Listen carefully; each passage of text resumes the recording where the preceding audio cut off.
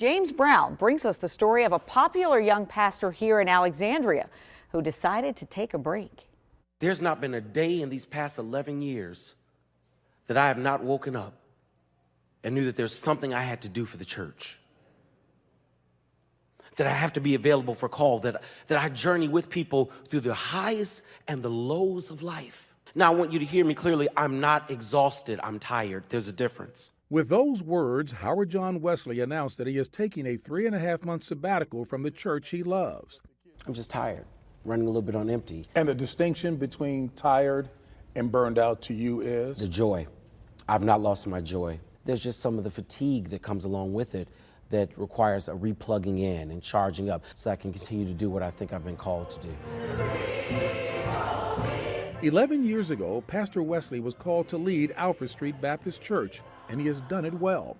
Church membership has quadrupled to 10,000 during his tenure. But the demands, some self-imposed, have taken a toll on the fourth-generation preacher. Did you feel compelled to work 24/7? It's the only model I've ever known. I was raised by a dad who, God rest his soul, told me never turn down a preaching engagement. And here I am at 47 with 21 years in pastoring and going, maybe that wasn't the best advice. That collar, that robe doesn't grant you any immunity from mental disease and depression and anxiety. Preacher burnout has been an issue in the Christian community. According to a 2015 survey of 1,500 evangelical pastors by Lifeway Research, 54% of pastors feel their role is frequently overwhelming. 33% feel isolated, but 71% of churches have no plan for a pastor to receive a periodic sabbatical. What pushed me this year was that pastor, Jared Wilson, who took his life. In September, Jared Wilson, the associate pastor at the 10,000-member Harvest Christian Fellowship in California, died by suicide. He was just 30 years old. There's an unhealthy addiction to standing in that pulpit. You can delude yourself into thinking that that's what life is all about.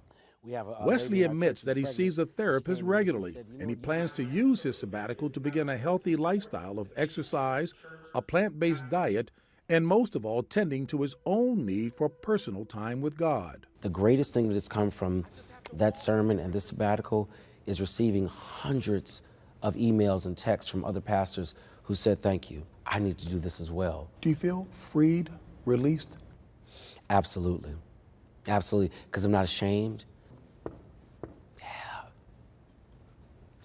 Free.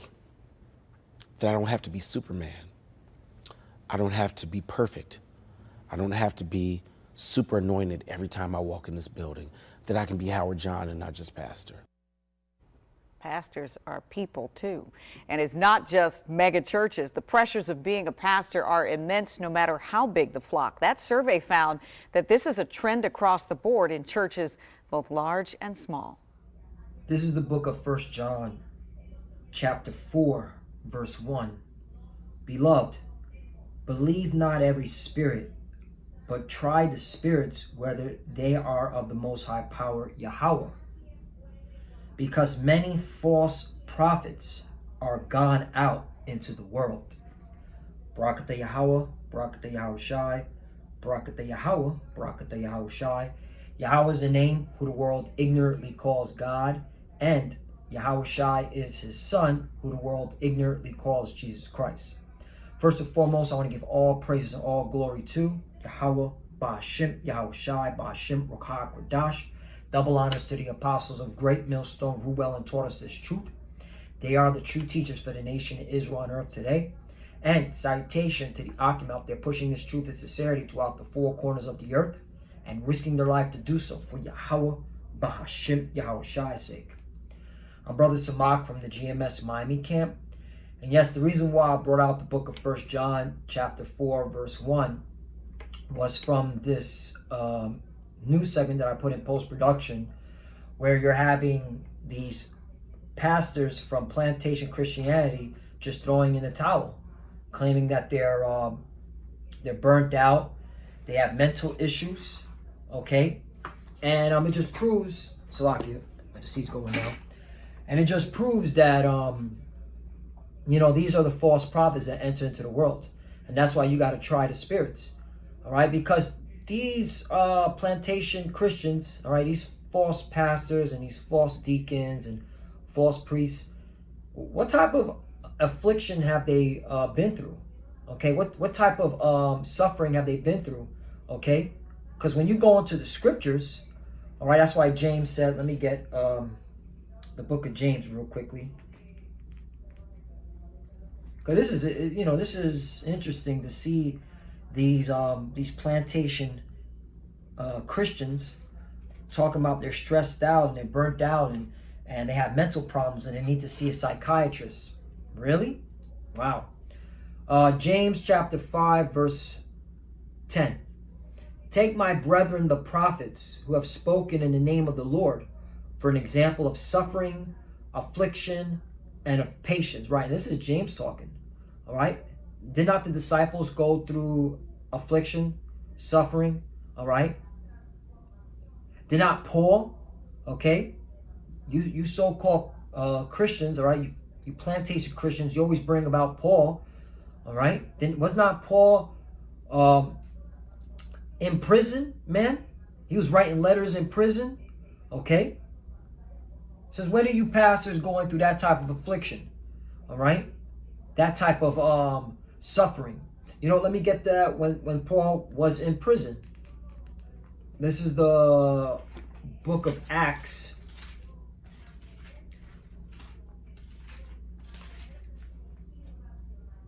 Chapter 28. And I'll start at 17. And it came to pass that after 3 days Paul called the chief of the Jews together, and when they were come together, he said unto them, Men and brethren, though I have committed nothing against the people or customs of our fathers, right? Because Paul's a Hebrew, all right? Paul was from the tribe of Benjamin, okay? Paul was constantly always talking about, all right, the legacy of the children of Israel, all right? Which that's proves that plantation Christianity doesn't make any sense. Because Paul never deviated away from the children of Israel, all right? The custom, the culture of the children of Israel. All he was expounding on was Yahweh Shai, who the word even calls Jesus. How he died on the cross and rose again, all right, for the sins of Israel. Okay? Though I have committed nothing against the people or customs of our fathers, yet was I delivered prisoner from Jerusalem into the hands of the Romans. Right. And who are the Romans today? Esau, Edom, the so-called white man. There's nothing new under the sun. Since when have you plantation Christians been through that type of affliction, that type of oppression, suffering? All right? Yet you have mental issues, okay? Yet you need to see a psychiatrist. Yet you burned out. You gotta take a break. And that proves that, all right, these are the false prophets that are sent into the world. That's why you gotta try every spirit. And it's coming out more and more. We're living in the last days that we here at Great Millstone, through the spirit and power of Yahweh Bashem Yahushua, we have the 100% truth. All right? And that's why we're on fire. That's why we keep pushing out this word. All right? We don't take breaks. Okay? We don't say I have mental issues. I gotta figure out my life. None of that. Okay? We became dead to the world. And this is proof that, these plantation Christians, you are loving the world. All right? You entangled yourself in the world. I wrote down 2 Timothy chapter 2. I'll get that. Let's see, is that the... Yeah, there's more to this.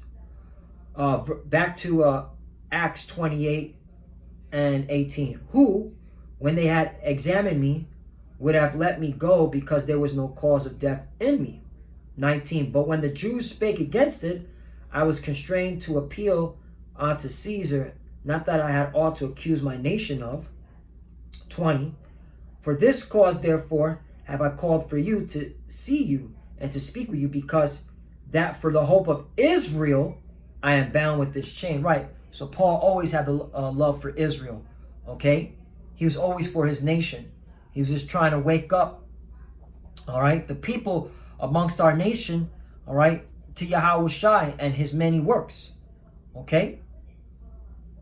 But you, plantation Christians out there, you diminish all that. You take away from the nationality, heritage of the Israelites, okay? You're coming with another gospel, another doctrine. Let me get that. I wrote that down. 2 Corinthians. And I wrote down, what is it? 2 Corinthians chapter 11. And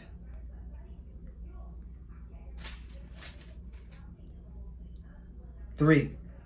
But I fear lest by any means, as the serpent beguiled Eve through his subtlety, so your mind should be corrupted from the simplicity that is in Yahweh Shai, right? And that's really what it is, man. Okay, this is very simple. Okay, but you plantation Christians, all right, this is talking to our people, all right, because that's where the this motivated me, was to see our people still stuck on plantation Christianity, all right, still stuck on the so-called white man's religion, okay, because he pushed that out during the time of slavery, all right, the transatlantic slavery, and he also pushed it on the Northern Kingdom, okay, with Christopher Columbus, all right, which was he started the transatlantic slave trade. But that's what it is. The simplicity that is in Yahweh Shai, because you're so caught up in this this false religion, this false doctrine, that you're bugged out in the mind. For if he that cometh preacheth another, it says Jesus, all right, but his name is Yahweh Shai, whom we have not preached, or if ye receive another spirit, which ye have not received, or another gospel, which ye have not accepted, ye might well bear with him. Right. So this clearly proves that plantation Christianity is another gospel. It's another doctrine. Okay. It's another spirit. And that's why you got to try the spirits.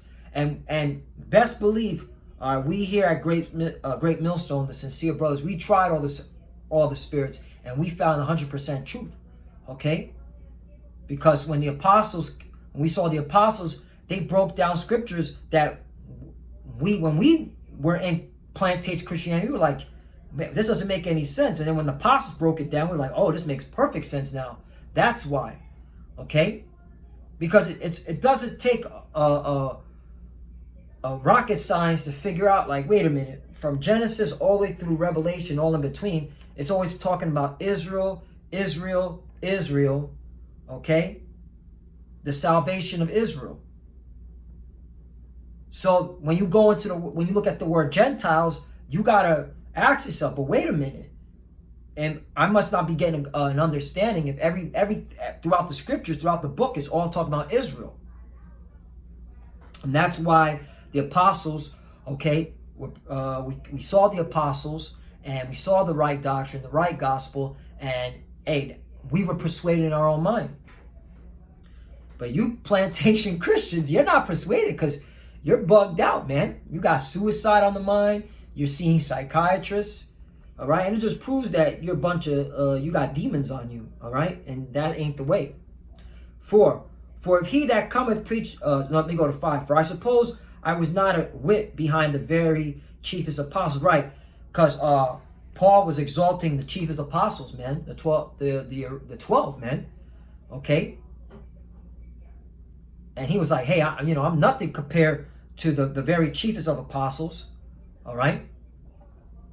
But though I be rude in speech, yet not in knowledge, we have been thoroughly made manifest among you in all things. Right. And that's why, we're known here at Great Millstone being, having stammering lips, very barbarous.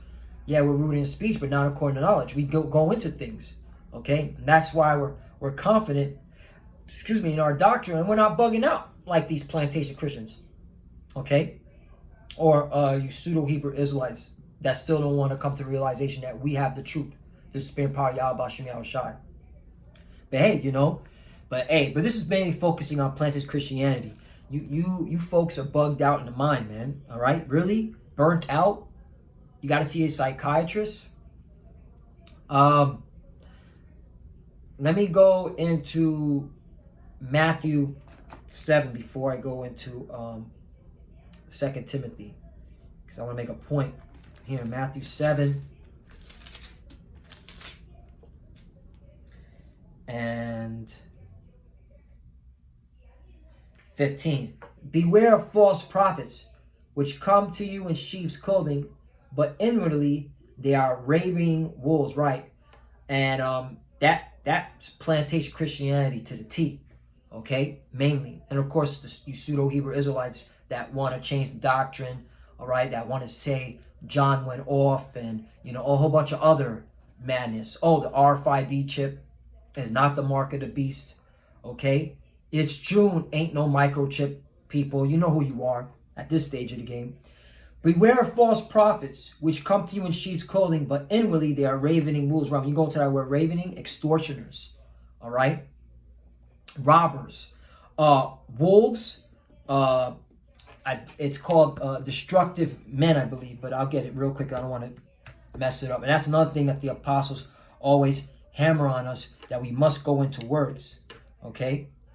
And like I said, I'm just a babe in this, but it made a lot of sense when they say that, because if you want to get a better understanding of the scriptures, you must go into words. Okay? Just like when you go to school, in your kindergarten and in your high school and in college, right? You got to go into words, all right? If you want to be a doctor or a lawyer, you got to go into these words, all right? Don't they have a glossary? Don't they have an index? Okay, definitions, so on and so forth. All right, Matthew 7 and 15. I want to go off on a tangent. Wolves, lycos, which means metaphor, are cruel, greedy, rapacious, destructive men. Right, and that's these plantation Christians, man. Okay, greedy. All right. And now they're bugged out of mind because people are waking up to their, to the lies and deceit. Okay? And the Lord's plaguing their mind because it's time for judgment. Okay? It's a fearful thing to fall into the hands of the living power. So let's continue on.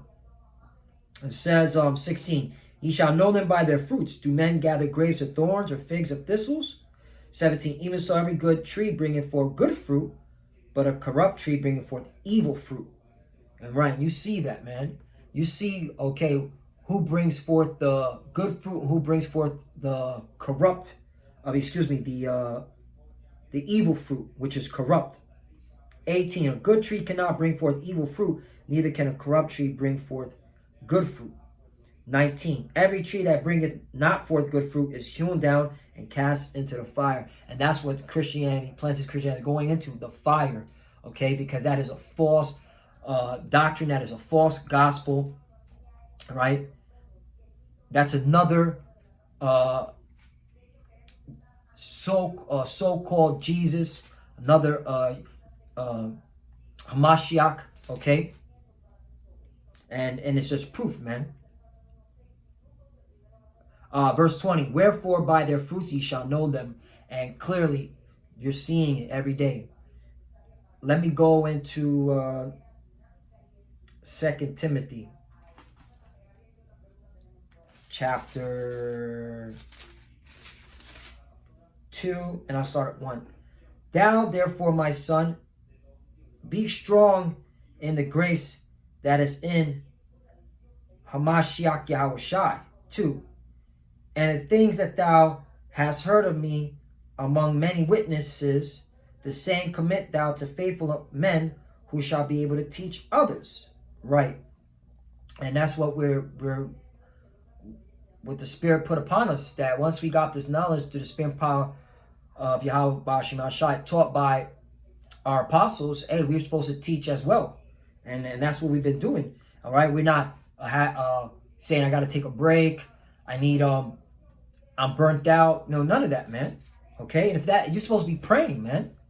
Okay, you're supposed to be fasting if that's the case. 3. Thou therefore endure hardness as a good soldier of Yahweh Shai Mashiach. Right. Endure meaning to suffer, man. We're supposed to suffer, man. Just like Job suffered. Wait a minute. Let's go back to James. All right. James said that about Job. He had to suffer. James,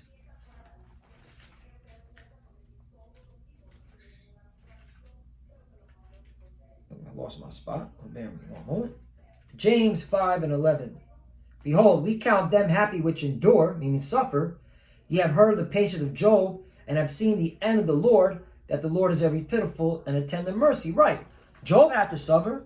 All right. He lost his children. Okay. He had boils. Okay. He was being vexed by his so-called friends. Okay. But did he say, hey, I throw in a towel? Okay. I have mental problems. Okay. I need to see a psychiatrist. No, man. Okay. Same thing, man. Enduring hardness as a good soldier of Yahushua Mashiach. And that's what Job did. For no man that warreth entangle himself with the affairs of this life, that he may please him who have chosen him to be a soldier. And that's what it is.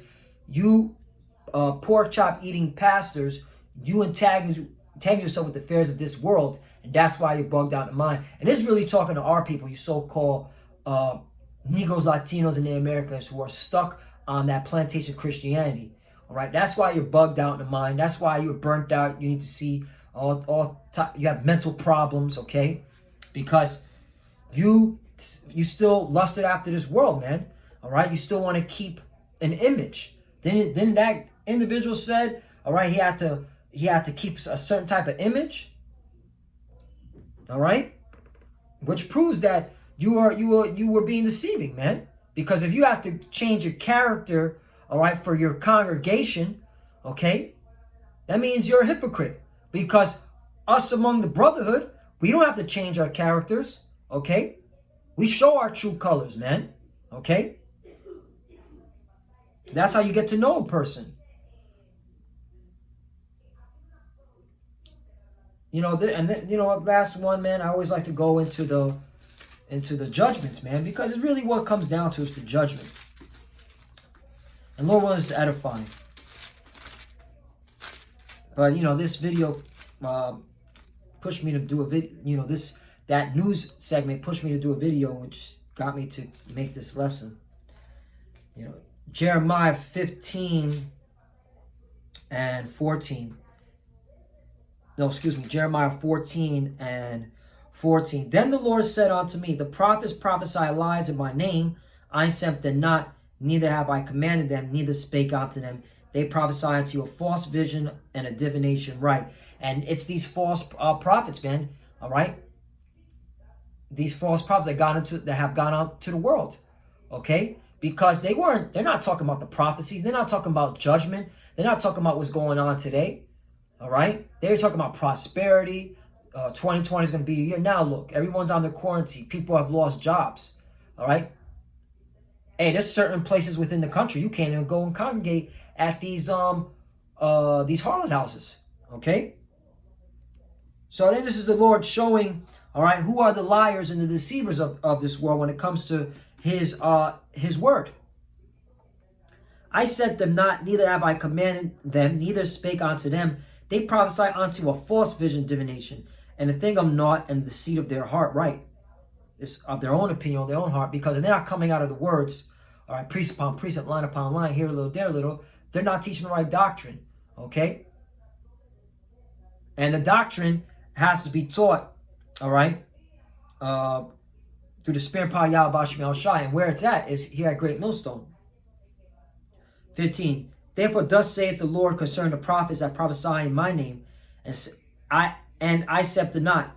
Yet they say sword and famine shall not be in this land. Right, that's what they kept saying in America. Oh, don't worry, America's going to go. God has blessed America. Don't worry. All right, America is a land of milk and honey. You're going to prosper here in America. They weren't warning about the sword that's coming. Martial law, okay? Pestilence, the famine. Hey, there's food shortages now, okay? Have you not been going out to your Whole Foods and your Walmarts and your Trader Joe's and your Publix and your ShopRites, huh? And what other food companies are? Has there not been shortages? Since when have your prophets been teaching you that? These plantation Christians have not been teaching you that. But we here, all right, at Great Millstone, we've been telling, okay, those that have been listening, which we believe those that have been listening up to now majority of them that have been listening are the hopeful elect. They knew this was coming. They knew about the famine. They knew about the pestilence, because it's all in the scriptures, and that's what we were bringing out. Prophecy. Okay? But these plantation Christians, like that individual, I don't know his name, but I forgot his name, but point is he wasn't bringing that out. But here's what the Lord said.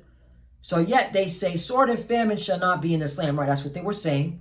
By sword and famine shall those prophets be consumed. And you're going to be consumed, all you plantation Christians. You are going to be consumed. 16, and the people to whom they prophesy shall be cast down the streets of Jerusalem, right? All these followers, because of the famine and the sword, and they shall have none to bury them, their wives, nor their sons, and their daughters, for I will pour their wickedness upon the right, meaning you're going to be judged. All you that followed after these false prophets that have entered into this world, you're going to be judged, man, because you didn't try the spirit. You weren't going into the scriptures. You didn't say, wait a minute, Pastor Porkchop, the God of the Bible sent his only begotten son, all right, whose name is Yahushua, for his people, and we're supposed to keep the laws to the best of our ability. Why are we eating pork? Okay? Why do you have lineups on? You're supposed to have a beard. Okay, if you could grow a beard. Okay? Plantation Christianity, that's not the doctrine. It's all about the Israelites. And we can go on and on and on. So that's why you didn't do that. You said, no, I'm going to listen to whatever my pastor says. He as long as I sit in churches, sing and dance, and I'll be good. And now look, y'all going to get judged. Is there any more? No, that's it. The point is, I don't want to make this too long, that, hey, the false prophets have entered the world. They're now being revealed. They're bugged out because they were preaching another doctrine. And it's the proof is coming out, man. We're living in the year of prophecy 2020. You know, if you've been in the scriptures, you're supposed to be excited. You're supposed to be excited for what's going on, not having psycho issues, mental problems. You got to see a psychiatrist. You got to take a break because you burnt out. You know, it's ridiculous. Excuse me. So with that, I want to give all praise and glory to Yahweh, Ba'Hashem, Yahushai, Ba'Hashem, Rakah, Kodash. Double honors to the apostles of Great Millstone who well and taught us this truth. They are the true teachers for the nation Israel on earth today. And citation to the Akim out there pushing this truth and sincerity throughout the four corners of the earth and risking their life to do so for Yahweh, Ba'Hashem, Yahushai's sake. Love you, brothers. Keep enduring. Keep the faith. As you can see, we're almost out of here. Plantation Christianity is done. It's in the water. With that, Shalom, and of course, Abba Shalom. Excuse me, it's not in the water. It's in the fire. Shalom.